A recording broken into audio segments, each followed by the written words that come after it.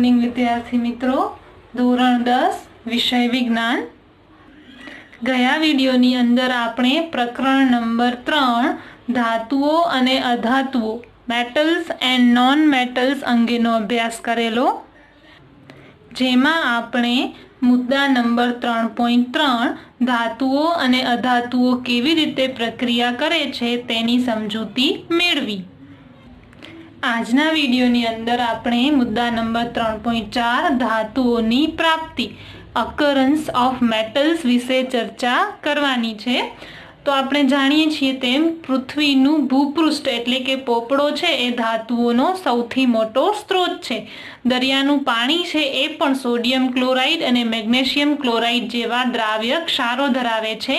जे तत्वों के संयोजनो पृथ्वीना भूपृष्ठमांथी कुदरती रीते मळे छे तेने आपणे खनिजो तरीके ओळखीए छीए। आ थई खनिजनी व्याख्या। जे तत्वों के संयोजनो पृथ्वीना भूपृष्ठमां एटले के पोपड़ामांथी आपणे कुदरती रीते मळे छे तेने खनिज तरीके ओळखवामां आवे छे। કેટલીક જગ્યાએ ખનિજો કોઈ ચોક્કસ ધાતુનું ઘણું ઊંચું ટકાવાર પ્રમાણ ધરાવે છે અને તેમાંથી ધાતુનું નિષ્કર્ષ લાભદાયી હોઈ શકે છે।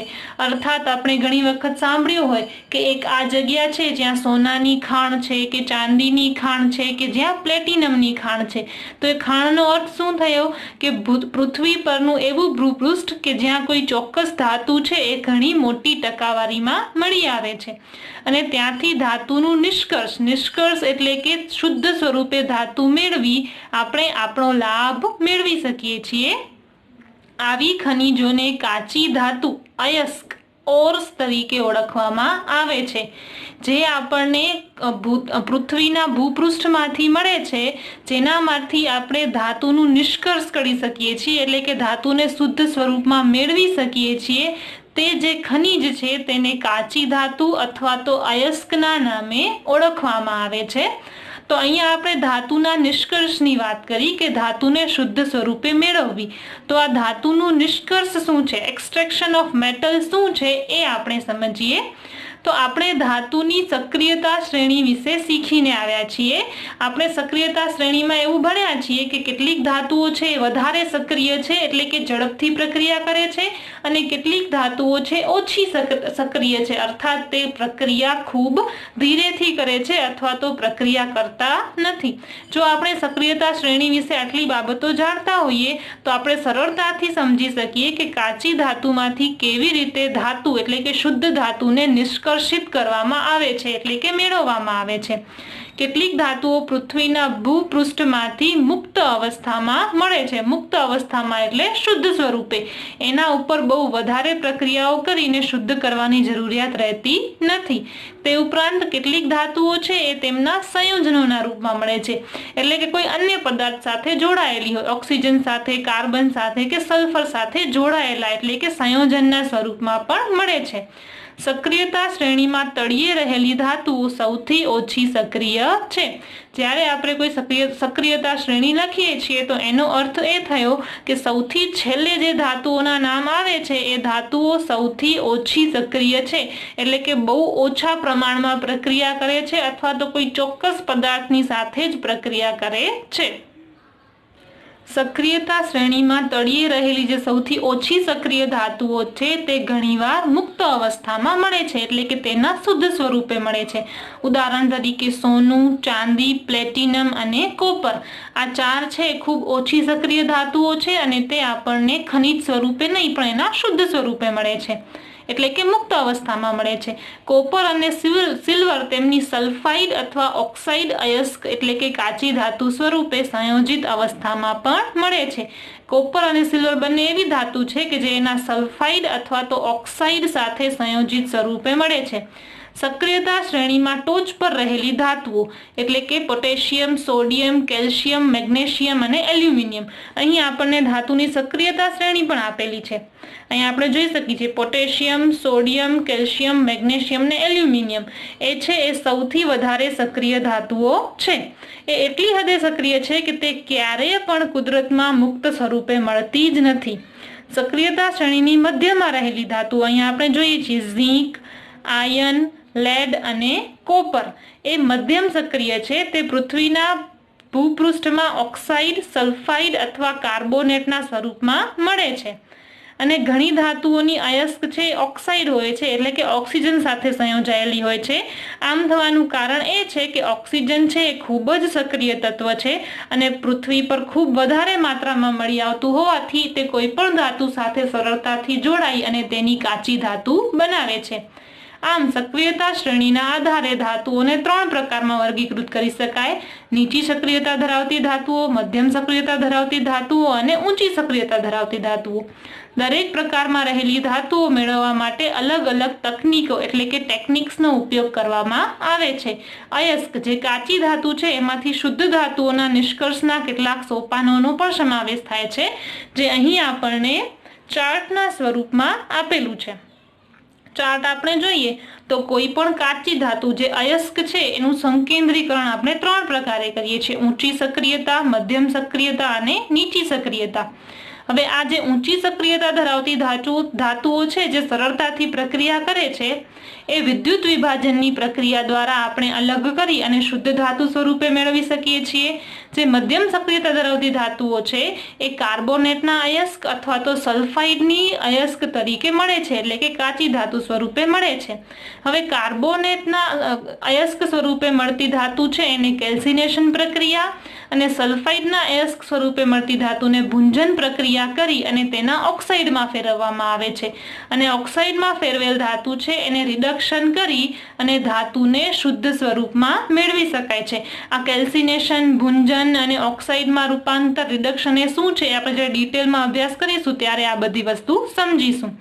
અને નીચી સક્રિયતા ધરાવતી ધાતુઓ છે એ સલ્ફાઇડના સ્વરૂપમાં જ મળે છે અને તે ભુંજન પ્રક્રિયા દ્વારા શુદ્ધ ધાતુના સ્વરૂપમાં મેળવી અને તેમનું શુદ્ધિકરણ કરવામાં આવે છે. આ સમગ્ર માહિતી એક ચાર્ટ સ્વરૂપે આપેલી છે એને આપણે ડિટેલમાં એક એક કરીને સમજીએ. તો સૌથી પહેલા સમજીશું સક્રિયતા શ્રેણીમાં સૌથી નીચે રહેલી જે ધાતુઓ છે એનું નિષ્કર્ષણ એટલે કે શુદ્ધિકરણ કઈ રીતે કરવામાં આવે છે. સૌથી પહેલા નીચે રહેલી ધાતુઓ, પછી મધ્યમ સક્રિય ધાતુઓ અને પછી સૌથી ઊંચી સક્રિયતા ધરાવતી ધાતુઓ, એમ ત્રણેયનો આપણે શુદ્ધિકરણ કેમ કરી શકીએ એનો એક એક કરીને અભ્યાસ કરવાનો છે. સક્રિયતા શ્રેણીમાં નીચે રહેલી ધાતુઓનું નિષ્કર્ષ એટલે કે સૌથી નીચે જે સૌથી નિષ્ક્રિય ધાતુઓ છે એમને કઈ રીતે શુદ્ધ કરવામાં આવે છે. તો સૌથી નીચે રહેલી ધાતુઓ ખૂબ જ નિષ્ક્રિય હોય છે. તે ઓક્સાઇડને માત્ર ગરમ કરીને રિડક્શન કરીએ તો પણ તેને આપણે શુદ્ધ તરીકે મેળવી શકીએ છીએ. ઉદાહરણ તરીકે જે સિન્નાબાર નામની ધાતુ છે, જે સિન્નાબાર નામનો અયસ્ક છે જેને HgS ના સંજ્ઞામાં ઓળખીએ છીએ આપણે, જે મર્ક્યુરીની કાચી ધાતુ છે, જ્યારે તેને હવામાં ગરમ કરવામાં આવે ત્યારે તે પ્રથમ મર્ક્યુરિક ઓક્સાઇડ બને છે અને ત્યારબાદ મર્ક્યુરિક ઓક્સાઇડ વધુ ગરમ કરવાથી મર્ક્યુરીમાં રિડક્શન પામે છે. આ જ વાત આપણને પ્રક્રિયા સ્વરૂપે આપી છે. જે HgS સિન્નાબાર છે એને ઓક્સિજન સાથે ગરમ કરીએ તો આપણને HgO એટલે કે મર્ક્યુરસ ઓક્સાઇડ મળે છે અને SO2 વાયુ છૂટો પડે છે. આ મર્ક્યુરસ ઓક્સાઇડ છે એને વધારે ગરમ કરવાથી Hg ધાતુ છે એ લિક્વિડ એટલે કે પ્રવાહી સ્વરૂપમાં મળે છે અને O2 છે એ ગેસ સ્વરૂપે છૂટો પડે છે. એવી જ રીતે કોપર જે કુદરતમાં Cu2S સ્વરૂપે અયસ્ક તરીકે મળે છે, એને આપણે હવામાં ગરમ કરીએ એટલે ઓક્સિજન સાથે ગરમ કરીએ ત્યારે તે 2CuO એટલે કે કોપરનો ઓક્સાઇડ બનાવે છે અને SO2 વાયુ છૂટો પડે છે. અને બનેલા કોપરના ઓક્સાઇડને Cu2S સાથે વધારે ગરમ કરવાથી Cu એટલે કે કોપર છે એ શુદ્ધ સ્વરૂપે મળે છે અને વધારાનો SO2 વાયુ છે એ હવામાં છૂટો પડી જાય છે. આમ આપણે કોપરને ઘન સ્વરૂપે અને જે Hg એટલે કે મર્ક્યુરી છે એને પ્રવાહી સ્વરૂપે મેળવી શકીએ છીએ. સક્રિયતા શ્રેણીની મધ્યમાં રહેલી ધાતુઓ છે એમાં એમના નિષ્કર્ષની વાત કરીએ તો એ ધાતુઓ જેવી કે લોખંડ, ઝીંક, સીસું અને કોપર એ મધ્યમ પ્રતિક્રિયાત્મક હોય છે, એટલે કે સામાન્ય રીતે કુદરતમાં સલ્ફાઇડ અથવા કાર્બોનેટના સ્વરૂપમાં મળે છે. ધાતુને તેના સલ્ફાઇડ અથવા કાર્બોનેટમાંથી મેળવવા કરતાં તેના ઓક્સાઇડમાંથી મેળવવી વધુ સરળ છે। કોઈ પણ ધાતુને તેના કાર્બોનેટ કે સલ્ફાઇડમાંથી શુદ્ધ સ્વરૂપે મેળવવી એના કરતાં તેના ઓક્સાઇડમાંથી શુદ્ધ સ્વરૂપે મેળવવી ખૂબ સરળ હોય છે। તેથી રિડક્શન કરતા પહેલા ધાતુ સલ્ફાઇડ અને કાર્બોનેટને ધાતુ ઓક્સાઇડમાં ફેરવવામાં આવે છે। જે સલ્ફાઇડને કાર્બોનેટ મળે છે એને પહેલા ઓક્સાઇડના સ્વરૂપમાં ફેરવવામાં આવે છે અને પછી તેનું રિડક્શન કરી અને શુદ્ધ ધાતુ મેળવાય છે। સલ્ફાઇડ કાચી ધાતુને વધુ પ્રમાણમાં હવાની હાજરીમાં સખત ગરમ કરતા તે ઓક્સાઇડમાં ફેરવાય છે। આ પદ્ધતિને ભુંજન કહે છે। આ થશે ભુંજનની વ્યાખ્યા કે સલ્ફાઇડ કાચી ધાતુ હોય તેને વધારે હવાની હાજરીમાં ગરમ કરીએ તો તે ઓક્સાઇડમાં ફેરવાય, જ્યારે કાર્બોનેટ કાચી ધાતુને મર્યાદિત પ્રમાણમાં હવાની હાજરીમાં સખત ગરમ કરીએ તો ત્યારે તે ઓક્સાઇડમાં ફેરવાય। આ પદ્ધતિને કેલ્સિનેશન કહે છે। બંનેમાં ફેર શું છે? સલ્ફાઇડને વધુ પ્રમાણમાં હવાની હાજરીમાં ગરમ કરવામાં આવે છે અને કાર્બોનેટને છે મર્યાદિત પ્રમાણમાં હવાની હાજરીમાં સખત ગરમ કરી અને ઓક્સાઇડના સ્વરૂપમાં ફેરવાય છે।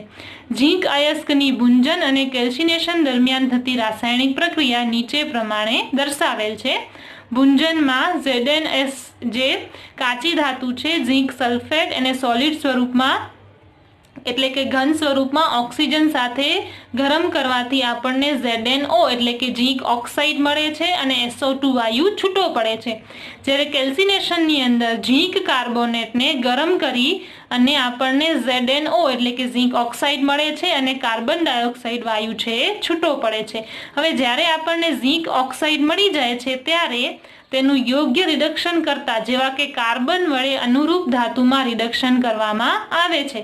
ઉદાહરણ તરીકે ઝીંક ઓક્સાઇડને કાર્બન સાથે આપણે પ્રક્રિયા કરાવીએ, કાર્બન છે રિડક્શન કરતા છે એટલે શું થશે? Zn છે એ શુદ્ધ સ્વરૂપમાં આવી જશે અને ઓક્સિજન અને કાર્બન સંયોજાઈને કાર્બન મોનોક્સાઇડ વાયુ છૂટો પડશે। આપણે પ્રથમ પ્રકરણમાં સમજાવેલી ઓક્સિડેશન અને રિડક્શન પ્રક્રિયાથી આપણે વાકેફ છીએ। ધાતુઓને તેમના સંયોજનોમાંથી મેળવવી એ પણ એક રિડક્શન પ્રક્રિયા છે। કોઈ પણ ધાતુને એના સંયોજનમાંથી જુદી પાડી અને શુદ્ધ સ્વરૂપમાં મેળવવી એ પણ રિડક્શન પ્રક્રિયાનું એક ઉદાહરણ છે। કાર્બન એટલે કે કોકનો ઉપયોગ કરી ધાતુ ઓક્સાઇડનું ધાતુમાં રિડક્શન કરવા સિવાય કેટલીક વખત વિસ્થાપન પ્રક્રિયાઓનો પણ ઉપયોગ કરવામાં આવે છે। ઓક્સિજનને દૂર કરી અને કોઈ પણ ધાતુને શુદ્ધ સ્વરૂપમાં મેળવવા માટે ઘણી વખત વિસ્થાપન પ્રક્રિયાઓનો પણ ઉપયોગ થાય છે। ખૂબ જ સક્રિય ધાતુઓ જેવી કે સોડિયમ, કેલ્શિયમ, એલ્યુમિનિયમ વગેરેને રિડક્શન કરતા તરીકે વપરાય છે કારણ કે તે નીચી સક્રિયતા ધરાવતી ધાતુઓને તેમના સંયોજનમાંથી વિસ્થાપિત કરે છે। ઉદાહરણ તરીકે જ્યારે મેંગેનીઝ ઓક્સાઇડ છે એને એલ્યુમિનિયમની સાથે પ્રક્રિયા કરવામાં આવે ત્યારે મેંગેનીઝ છૂટો પડે છે અને એલ્યુમિનિયમ ઓક્સાઇડ છે એ બને છે। શા માટે? કારણ કે એલ્યુમિનિયમ છે વધારે સક્રિય ધાતુ છે, પરિણામે તે મેંગેનીઝ પાસેથી ઓક્સિજન મેળવી લે છે અને મેંગેનીઝ છે એ પ્રવાહી સ્વરૂપમાં શુદ્ધ સ્વરૂપે મળે છે। આ વિસ્થાપન પ્રક્રિયાઓ ખૂબ જ ઉષ્માક્ષેપક હોય છે। આપણે અહીંયા પ્રક્રિયામાં જોઈ શકીએ કે ઉષ્મા છૂટી પડે છે, અર્થાત એ ઉષ્માક્ષેપક પ્રક્રિયા છે। ઉત્પન્ન થતી ઉષ્માનું પ્રમાણ એટલી હદે વધુ હોય છે કે ઉત્પન્ન થતી ધાતુ હંમેશા પીગળેલી અવસ્થામાં મળે છે। એટલે આપણે અહીંયા જે મળતી ધાતુ મેંગેનીઝ છે એને લિક્વિડના સ્વરૂપમાં દર્શાવીએ છીએ। વાસ્તવમાં આયન ઓક્સાઇડ એટલે કે Fe2O3 છે એને એલ્યુમિનિયમની સાથે પ્રક્રિયાનો ઉપયોગ કરીને રેલવેના પાટા અથવા તિરાડ પડેલા મશીનના ભાગો જોડવામાં થાય છે, જેને સામાન્ય રીતે આપણે વેલ્ડિંગ કહીએ છીએ। વેલ્ડિંગની અંદર આપણે જોઈએ તો આયન ઓક્સાઇડ એટલે કે Fe2O3 ને એલ્યુમિનિયમ સાથે પ્રક્રિયા કરાવવાથી જે ખૂબ મોટી માત્રામાં ઉષ્મા ઉત્પન્ન થાય છે તેનો ઉપયોગ રેલવેના પાટા અને તિરાડ પડેલા મશીનના ભાગો જોડવા માટે થાય છે। આ પ્રક્રિયાને આપણે થર્મિટ પ્રક્રિયા એટલે કે થર્મિટ રિએક્શન તરીકે ઓળખીએ છીએ। કે થર્મિટ રિએક્શન છે એ કેમ લખાય એવું પૂછાય તો આપણને અહીંયા થર્મિટ પ્રક્રિયા પણ આપેલી છે। Fe2O3 જે ઘન સ્વરૂપમાં છે એને એલ્યુમિનિયમ જે ઘન સ્વરૂપમાં છે એની સાથે પ્રક્રિયા કરાવવાથી 2Fe છૂટું પડે છે અને Al2O3 બને છે અને પરિણામે ખૂબ વધારે માત્રામાં ઉષ્મા પણ છૂટી પડે છે। તો આ વાત થઈ સક્રિયતા શ્રેણીની મધ્યમાં રહેલી ધાતુઓનું નિષ્કર્ષ। ત્યારબાદ છે સક્રિયતા શ્રેણીમાં ટોચ પર રહેલી ધાતુઓનું નિષ્કર્ષ। સક્રિયતા શ્રેણીમાં ટોચ પર રહેલી ધાતુઓ ખૂબ જ સક્રિય હોય છે। તેમના સંયોજનોને કાર્બન સાથે ગરમ કરવાથી તેને મેળવી શકાતી નથી। અત્યારે આપણે શું જોયું મધ્યમ સક્રિયતાવાળી ધાતુઓમાં કે કાર્બન સાથે ગરમ કરવાથી તે શુદ્ધ સ્વરૂપે મળે છે, પણ જે વધુ સક્રિય ધાતુઓ છે એને આવી રીતે મેળવી શકાતી નથી। ઉદાહરણ તરીકે કાર્બન વડે સોડિયમ, મેગ્નેશિયમ, કેલ્શિયમ ને એલ્યુમિનિયમ વગેરેના ઓક્સાઇડનું અનુરૂપ ધાતુમાં રિડક્શન કરવું શક્ય નથી। આમ થવાનું કારણ એ છે કે ધાતુઓનું ઓક્સિજન પ્રત્યેનું આકર્ષણ છે એ કાર્બન કરતાં ખૂબ વધારે હોય છે, પરિણામે તે ઓક્સિજનને મૂકીને કાર્બન સાથે જોડાતી નથી। આ ધાતુઓ વિદ્યુત વિભાજનીય રિડક્શન એટલે કે ઇલેક્ટ્રોલાઇટિક રિડક્શન દ્વારા મેળવાય છે। ઉદાહરણ તરીકે સોડિયમ, મેગ્નેશિયમ અને કેલ્શિયમને તેમના પીગળેલા ક્લોરાઇડ એટલે કે ક્લોરીન સાથેના સંયોજનો છે એને વિદ્યુત વિભાજન દ્વારા મેળવવામાં આવે છે।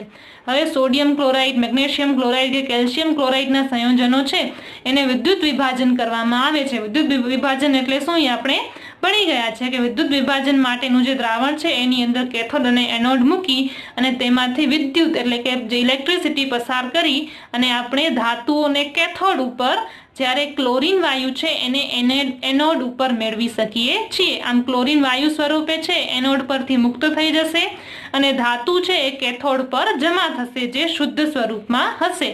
આ સમગ્ર પ્રક્રિયાને આપણે કેથોડ પર Na+ ઇલેક્ટ્રોન માઇનસ એટલે કે સોડિયમની એટલે શુદ્ધ સ્વરૂપમાં મેળવી શકીએ છીએ અને ક્લોરીન છે Cl2 વાયુ સ્વરૂપે છૂટો પડી જાય છે। આમ આપણે વધારે સક્રિય જે ધાતુઓ છે એને ઇલેક્ટ્રોલાઇટિક રિડક્શન એટલે કે વિદ્યુત વિભાજનીય રિડક્શન દ્વારા શુદ્ધ સ્વરૂપે મેળવી શકીએ છીએ। તેવી જ રીતે એલ્યુમિનિયમને એલ્યુમિનિયમ ઓક્સાઇડના વિદ્યુત વિભાજનીય રિડક્શન દ્વારા મેળવવામાં આવે છે। તો આ વાત થઈ સક્રિયતા શ્રેણીમાં ટોચ પર, મધ્યમાં અને નીચે રહેલી ધાતુઓનું નિષ્કર્ષણ કઈ રીતે કરી શકાય। આપણે આ પાઠની અંદર જેટલા મુદ્દાઓનો અભ્યાસ કરવાનો હતો એ અહીંયા પૂરા થાય છે। જે મુદ્દાઓની ચર્ચા આપણે નથી કરી તે આપણી પરીક્ષામાં પૂછાશે નહીં, માટે એ ચર્ચા આપણે અત્યારે કરતા નથી। આવતા વિડીયોથી આપણે એક નવા પ્રકરણની શરૂઆત કરવાની રહેશે। Thank you.